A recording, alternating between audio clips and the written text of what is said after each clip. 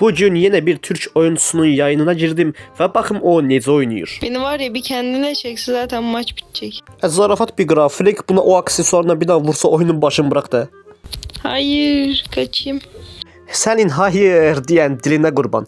Bak bu tepkiyi bir kız eləyib ama o tepkiyi bir kız yok oğlan eləsəydi. Böyle simertekli Bəli, məncə nə demək istədiyimi çox öz başa düşdünüz.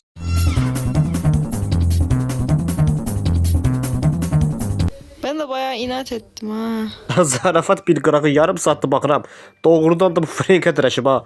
Bax, qabağındakı bu boyda boş yoldan çıxıb getməkdəsə gəlib bu frenklə dirəşib. Və dirəşməyin axırında nəticə nə olur? Aha, zırt.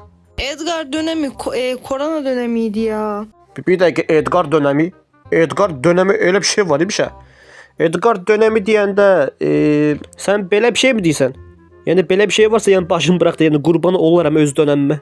Heyde'ye arada giriyorum çok değil de full kızlar oynuyor genelde. Bir dəqiqə dayan.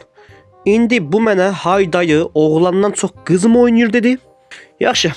Uşaqlar sabahdan Haydaya başlayırıq. Birinci bölüm part biraz zarafat edilir. İndi qabaqda Bibi var. Boy. Amma mən Bibi'yi Leon'un takım dostu bilirdim ha. Aa bunu halaldı. Bu aksesuar koydu qırağa asıl Leon'u öldürdü. Bu bilir ha, bu oyunu bilir. Ama yaş kitlesi büyük o Heyde'in bayağı. Ha bu düz söhbətdir. 20 yaşında kişiler bile oynuyor onu. Yox, mən elə şey oynamıram. Amma doğrudan da qız söhbəti düz dursa sabahdan uşaqlar oyuna başlayırıq. Aha, Chester ilişdirdi. Bibinə də, Bi burada nə edə bilər? Bi nə qayra bilər?